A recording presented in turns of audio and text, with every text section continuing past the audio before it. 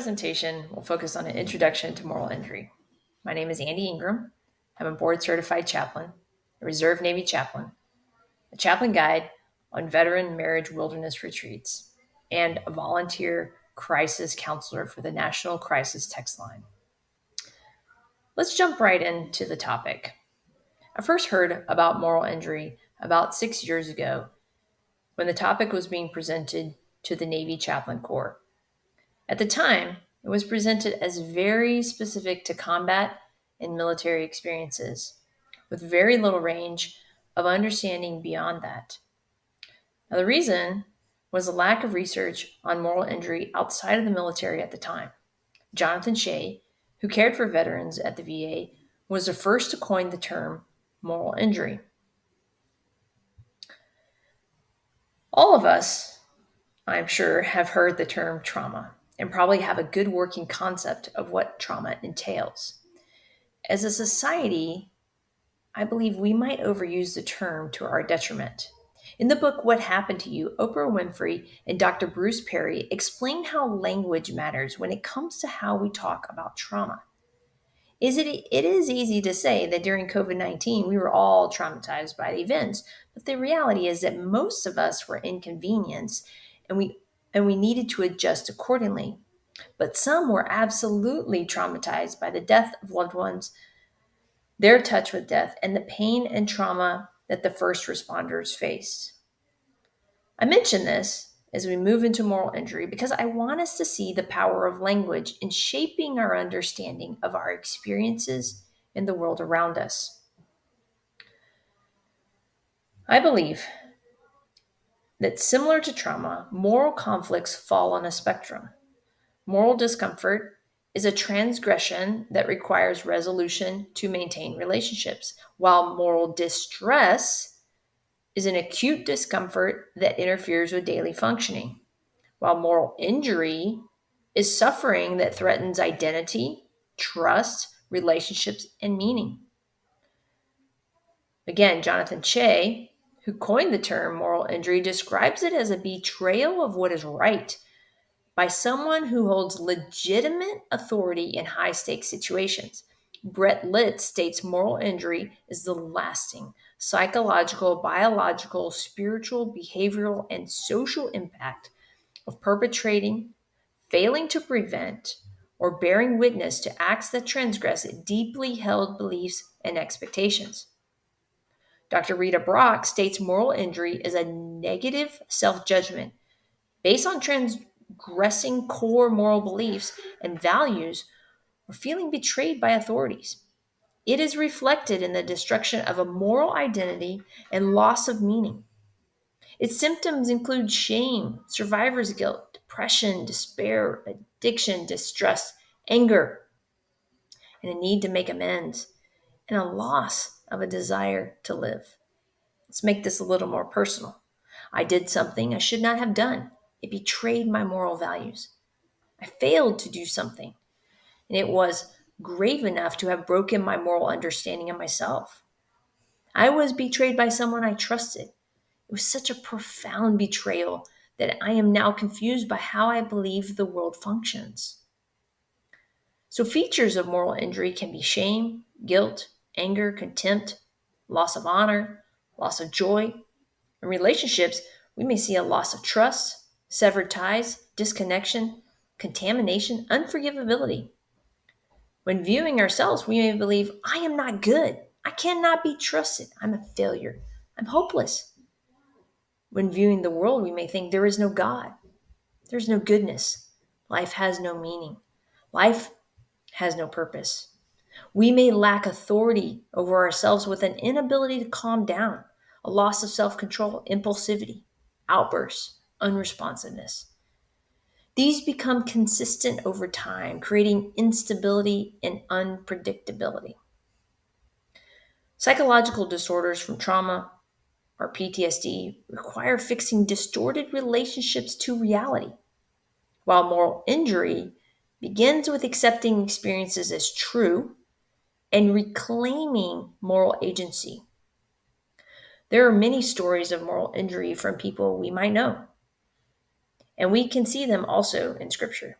In the New Testament, we see that Judas betrayed Jesus. He went against his moral compass for money, power, and this so deeply affected Judas that he could no longer face his own shame and pain, and he died by suicide. Peter also betrayed Jesus and chose hate over love. This deeply affected Peter and left him with an injury.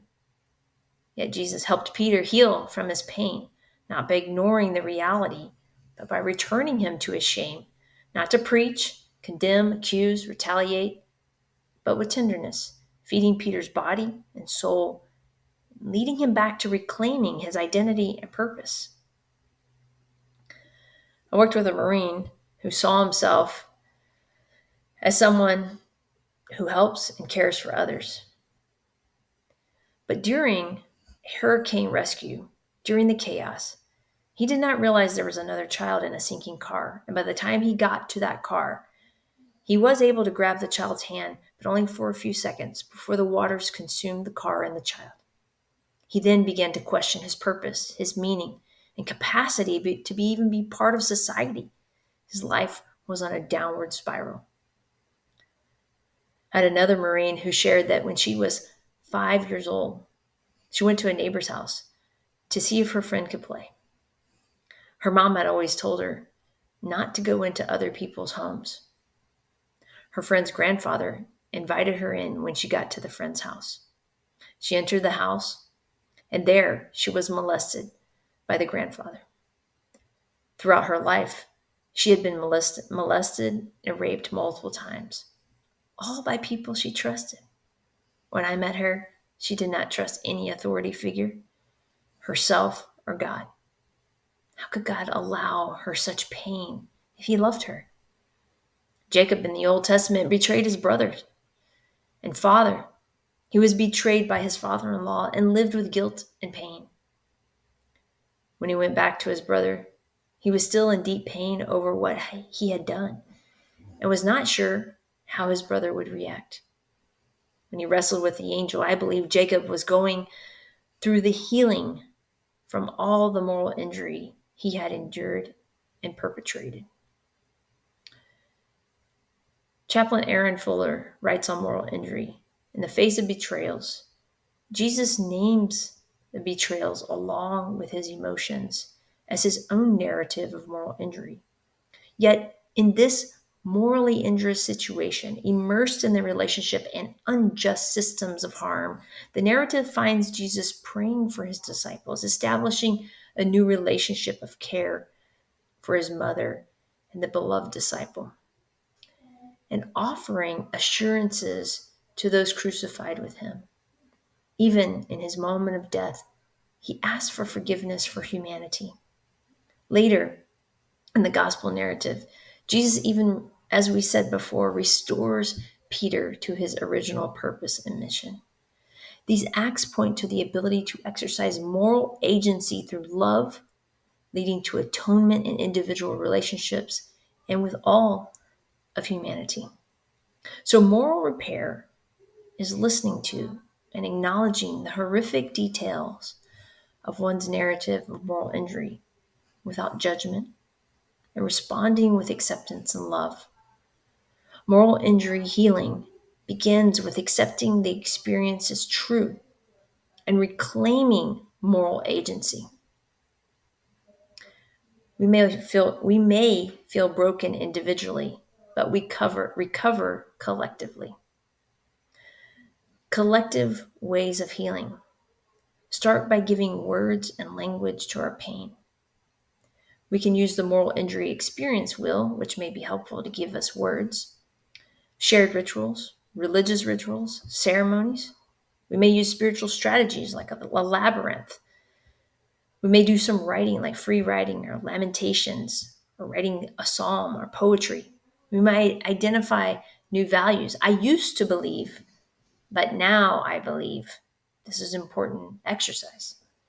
Art, music, dance, nature, beauty around us. But like any injury, moral injury needs care. It needs time and it needs grace. If we rush the healing of any injury and cut corners to get to the end result we want faster, we likely will never get to the end result we desire. Similar to Jacob in the Bible, Even after healing, we will likely always walk with a limp because the injury changed us while at the same time transforming us. I hope that you have gained some new understanding of what moral injury is today, and that you may learn to help others and or begin the process of healing if you recognize moral injury in yourself.